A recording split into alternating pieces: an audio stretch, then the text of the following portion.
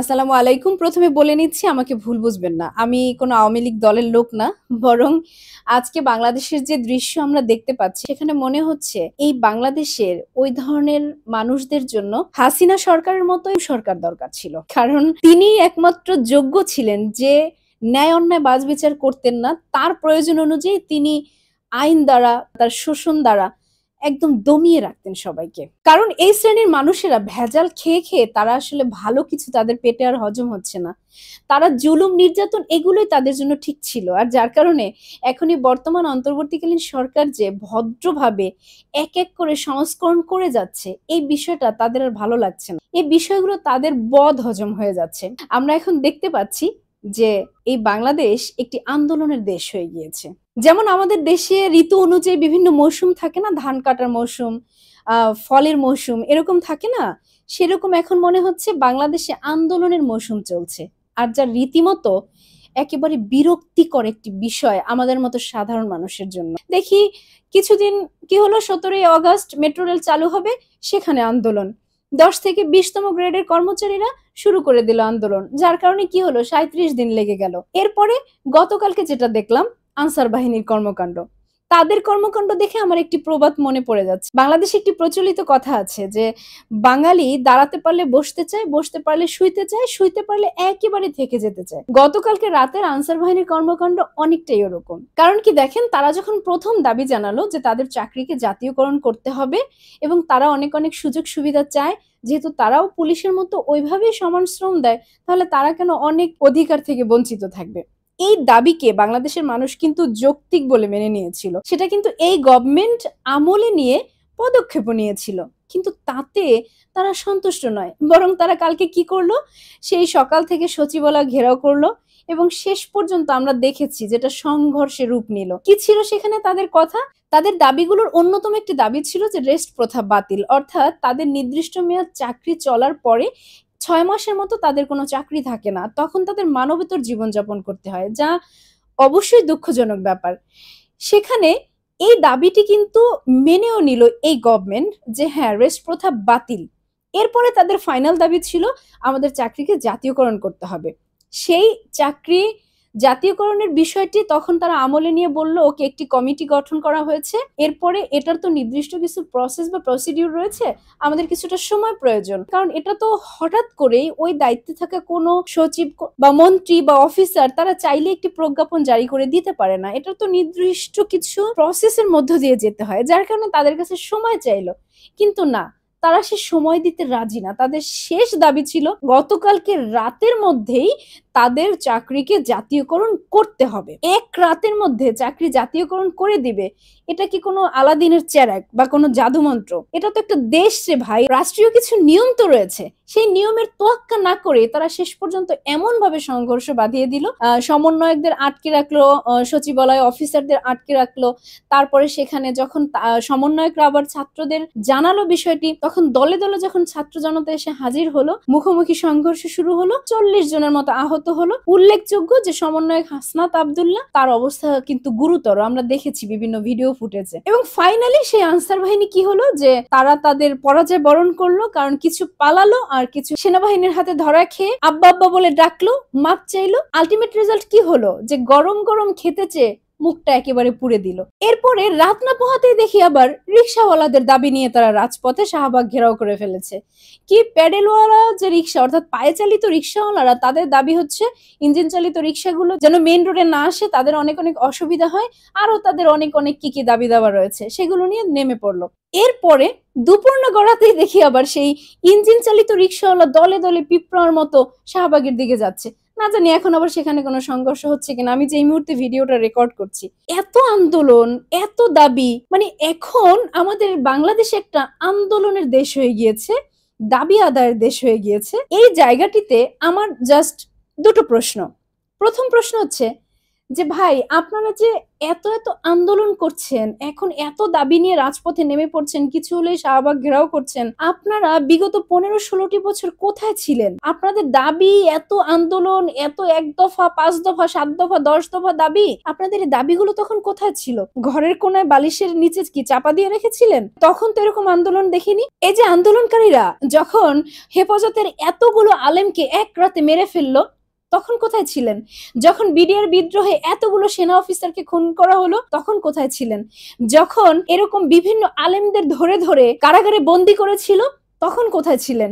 যখন এত গুম, খুন, হত্যা, অত্যাচার, নির্যাতন চলেছিল, তখন আপনাদের আন্দোলন কোথায় ছিল? আর এখন ছাত্র জনতার আন্দোলনে পাওয়া একটি স্বাধীন দেশ, যেখানে কথা বলার স্বাধীনতা পেয়েছেন, চলা বলা সবকিছু করার স্বাধীনতা পেয়েছেন, স্বাধীনতা পেয়েই আপনারা একেবারে রাজপথে কিছু হোক না হোক একটা ব্যানার নিয়ে 2-4 জন জড়ো হয়ে ব্যাস আমাদের এই 1 দফা 1 দাবি, এই দাবি মানতে হবে, ওই দাবি মানতে হবে। এখন হ্যাঁ, আমার এই কথা শুনে সেই আওয়ামীপন্থী যারা রয়েছেন তারা বলবেন, আন্দোলন তো আপনারাই শিখিয়েছেন, কারণ রাজপথে নেমে আপনারা ছাত্র জনতা মেধাবীর আন্দোলন করেছেন, সেই আন্দোলনের ধারাবাহিকতা, সেই নতুন বাংলাদেশ, সেই মেধাবীদের বাংলাদেশ, এমন ঠাট্টাত্মক কথাবার্তা এক শ্রেণী বলা শুরু করে দিবেন যারা ওই যে আওয়ামীপন্থী তারা।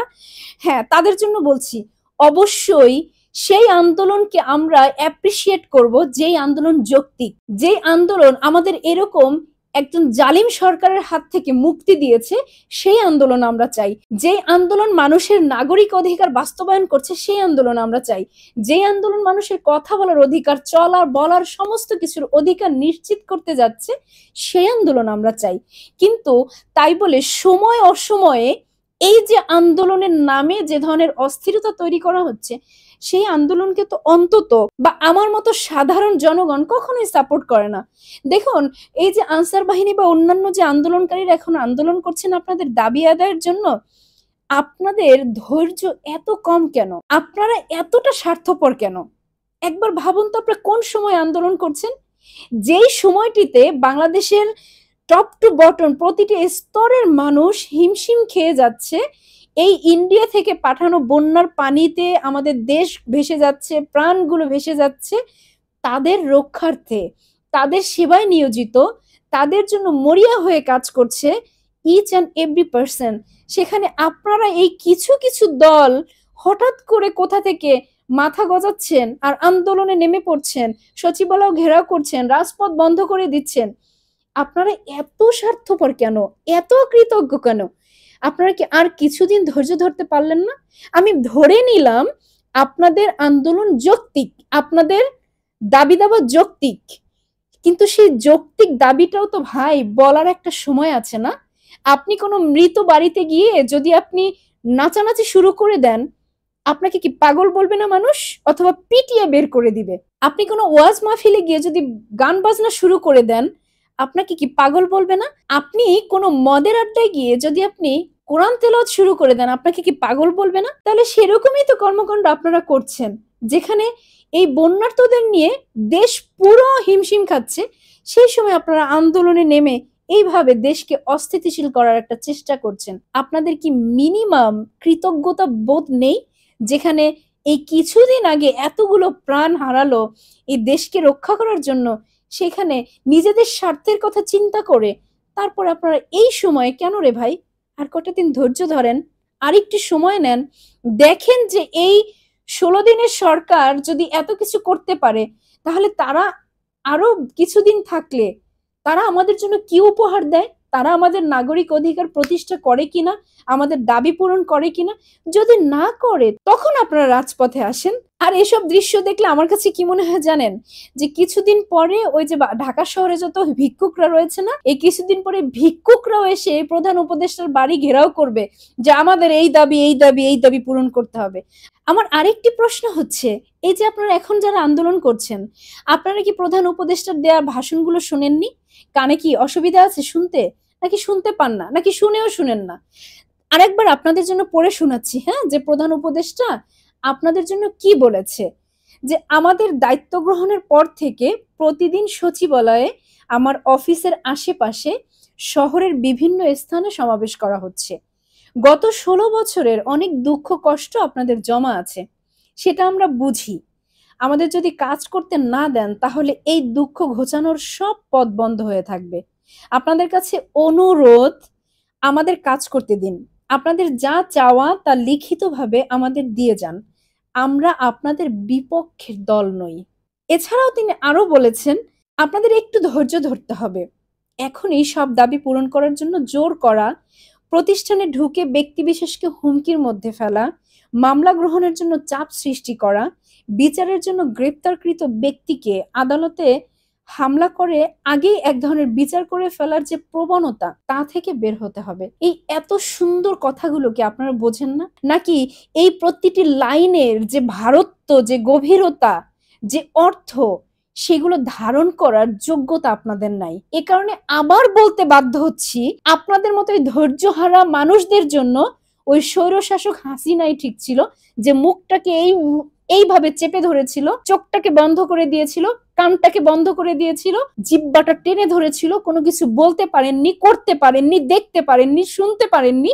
আপনাদের জন্য হাসিনা সরকারই ঠিক ছিল। উপদেষ্টার বলা এত সুন্দর কথাগুলো, এই ভদ্র ভাষায় বলা কথাগুলোকে আপনারা দুর্বলতা হিসেবে নিচ্ছেন, আর যার কারণে অধিকার আদায়ের নাম করে আপনারা মাঠে নেমে পড়ছেন, সচিবালয় ঘেরাও করছেন, রাজপথ আটকে দিচ্ছেন। তাই আপনাদের এই কর্মকাণ্ডকে ভীষণ রকম ধিক্কার জানাই আমাদের মতো সাধারণ মানুষেরা। আরেকটি ব্যাপার খেয়াল করলে দেখবেন যে ইদানিং আমরা দেখি বিগত সরকারের আমলে বিভিন্ন অপরাধীরা তারা গ্রেপ্তার হচ্ছে, আসামি হয়ে যখন আদালতে যাচ্ছে তখন তাদের উপরে নানান রকম হামলা হচ্ছে, কি পচা ডিম ছুঁড়ে মারা হচ্ছে, কিল ঘুষি দেয়া হচ্ছে, জুতা মারা হচ্ছে, নানান কিছু হচ্ছে। এই বিষয়টিও কতটা শোভনীয়। আমরা একটা সভ্য জাতি হতে চেয়েছি, আমরা একটা স্বাধীন জাতি হতে চেয়েছি। আচ্ছা বলুন তো, এই কর্মকাণ্ডগুলো কি সভ্যতার পরিচয়? কখনোই না। বরং আমরা এই কর্মকাণ্ডগুলো করে বিশ্বের কাছে আমাদের ভাবমূর্তি নষ্ট করছি।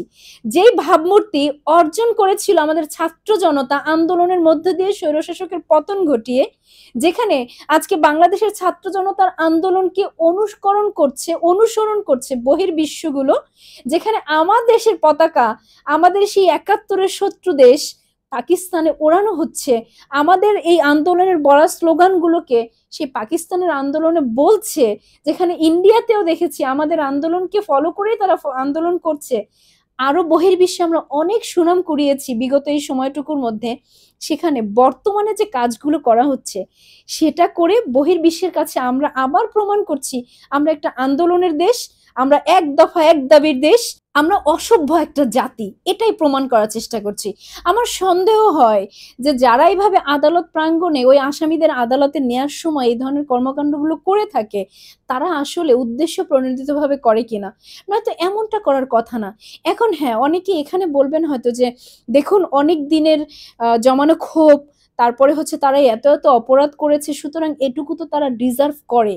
এটা আমিও মেনে নিলাম যে হ্যাঁ, আমাদের অনেক মনে কষ্ট জমা আছে, জমানো ক্ষোভ রয়েছে, আমরা সেটার বিচার চাই। কিন্তু বিচার চাই মানে তো এরকম অসভ্যতামি করে না, বিচার চাই মানে তো এই ধরনের অস্থিরতা তৈরি করে না। তার মানে আমরা কি করছি? যেই ছাত্র জনতা জীবন দিয়ে সুনাম অর্জন করলো পুরো পৃথিবীর কাছে, সেই দেশের মানুষ এ ধরনের কর্মকাণ্ড করে আমরা আবার প্রমাণ করছি যে না, বাংলাদেশিরা একটা অসভ্য জাতি, আমরা সভ্য হতে এখনো পারি নাই। তো এটা কি আদৌ আসলে আমাদের কাম্য? মোটেই না। এবার আসা যাক একটু রাজনৈতিক প্রেক্ষাপটে। আমি যদিও রাজনৈতিক মারপ্যাচ বুঝি না, তবে অনেকেই বলছে যে এই যে গতকালকে রাতের যে আনসারদের আন্দোলনটা, এটা অনেকটাই উদ্দেশ্য প্রণোদিত, এবং এই যে মুখোমুখি সংঘর্ষ, এখানেও বিগত আওয়ামী লীগের ছাত্রলীগের লোকজন ছিল, তারা নাকি মারপিট করেছে। আনসার বাহিনী থেকে অনেকে এই স্টেটমেন্ট দিয়েছে। তবে আমরা দেখেছি যে হাসিনা পুত্র জয়, তিনি আবার স্ট্যাটাস দিয়েছেন আনসার বাহিনীর ন্যায্য দাবি আদায়ের আন্দোলনে বাধা দিয়েছে ছাত্ররা, মানে এরকম কি সব কথাবার্তা লিখেছেন। তো এখানে বোঝাই যাচ্ছে একটা রাজনৈতিক ইন্ধন রয়েছে। আর যা কিছু হচ্ছে, অনেকেই আবার বলছেন যে আওয়ামী লীগের লোকজনই এক এক সময় এক এক রূপে ধরা দিচ্ছে। কখনো তারা ধরা দিচ্ছে আনসার লীগ হয়ে, কখনো তারা ধরা দিচ্ছে রিক্সা লীগ হয়ে, কখনো তারা ধরা দিচ্ছে আফসোস লীগ হয়ে।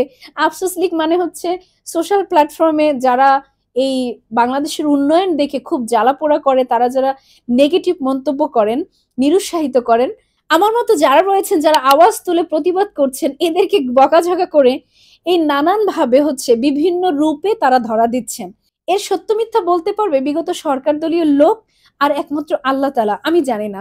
তবে একটি কথা বলতে চাই, যারা এভাবে আন্দোলন করে বিভিন্ন দাবি আদায়ের চেষ্টা করেন, সেটা রাজনৈতিক ছত্রছায়াই করেন, কোনো আপনাদের বাস্তবায়ন করার জন্যই করেন, বা বর্তমান সরকারকে চাপে রাখার জন্যই করেন, বাংলাদেশের উন্নতির গতিকে থামিয়ে দেওয়ার জন্যই করেন, যে উদ্দেশ্যে আপনারা করেন না কেন, আপনাদের উদ্দেশ্যে জাস্ট কয়েকটি কথা বলি। যে দেখুন, আমরা জানি লেবু চাপলে রস বের হয়, যেটা আমাদের খুব উপকারী শরীরের জন্য। কিন্তু সেই লেবুটি যখন বেশি করে চাপা হয়, তখন কিন্তু তেতো হয়ে যায়। তো আজকে আপনারা যে কারণে এই আন্দোলনে নেমে থাকেন না কেন, আপনারা যেটা করছেন সেটা অনেকটা তেতো করে ফেলতেছেন। এটার রেজাল্ট কখনোই ভালো হবে না। এটার রেজাল্ট কি হয় সেটা তো আমরা দেখেছি। গতকাল রাতে সেই আনসার বাহিনী কি করেছে শেষ পর্যন্ত? যদি তারা আনসার লীগও হয়ে থাকে, ধরে নিলাম যে আনসার বাহিনীই, শেষ পর্যন্ত কি হয়েছে? যে হাত জোড় করে মাপ চেয়েছেন, আব্বা আব্বা ডেকেছেন, তারপরে কেউ কেউ কুকুরের মতো দৌড়ে পালিয়েছেন। রেজাল্ট কি হলো? বেশি খেতে যাবেন না, তাহলে কিন্তু বদহজম হয়ে যাবে।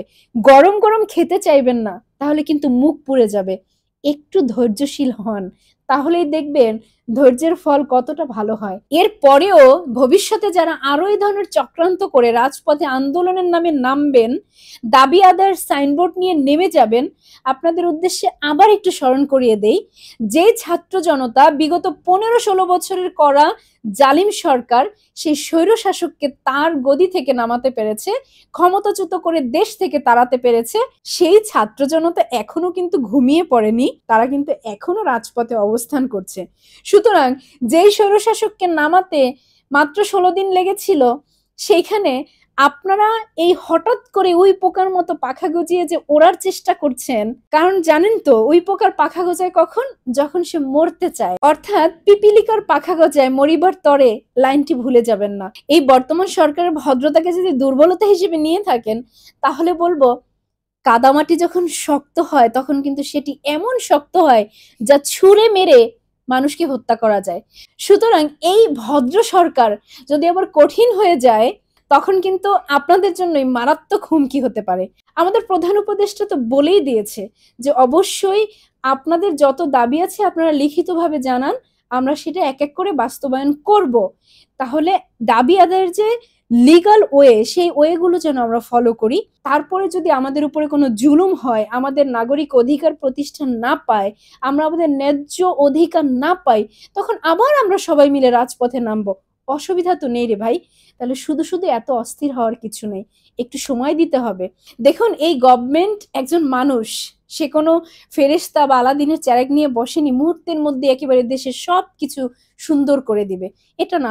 আপনি ঘরে যে ভাত খান, সেই ভাতটি রেডি হতেও কিন্তু রান্না হতে সময় লাগে। আপনি যে আজকে বাবা, আপনি যে আজকে মা, আপনার এই বাবা মা হওয়ার জন্য 10 মাস 10 দিন অপেক্ষা করতে হয়েছে। পৃথিবীর কোনো কিছু হুট করে হয়ে যায়নি, সময়ের প্রয়োজন। সেই ধৈর্যটুকু যদি আমরা ধরতে না পারি, তাহলে এই জাতি হিসেবে আমরা কোনোদিনই শান্তিময় একটি জাতি হতে পারবো না।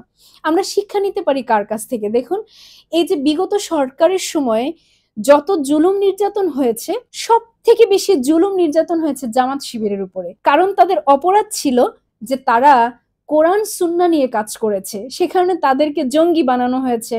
জামাত শিবির ট্যাগ লাগিয়ে তাদের উপরে খুন, গুম, জুলুম, নির্যাতন, আয়নাঘরে বন্দি, কোনো কিছু কিন্তু বাকি ছিল না। বিএনপির উপরও হয়েছে, অন্যান্য মানুষের উপরও হয়েছে, কিন্তু তুলনামূলক জামাত শিবির এদের উপরে অনেক বেশি হয়েছে। সেই জামাত শিবির, অর্থাৎ সেই জামাত ইসলামে আমির, তার কথাগুলো কি আমরা শুনি না? তার কথার মধ্যে এখন পর্যন্ত তিনি যে যে সেক্টরে গিয়ে তিনি কথা বলেছেন, কোথাও কি বিধ্বংসী কোনো কথার বা উস্কানিমূলক কোনো কথার বা ধ্বংসাত্মক কোনো কথার আভাস পেয়েছি? বরং আমরা কি পেয়েছি? আমরা পেয়েছি নমনীয়তা, ভদ্রতা, ধৈর্যশীলতা, একসাথে পথ চলা, কিভাবে একটি দেশকে এগিয়ে নিয়ে যাওয়া যায়, কিভাবে সবাই মিলে কাজ করা যায়, তার কথাগুলো কি আমরা শুনি না?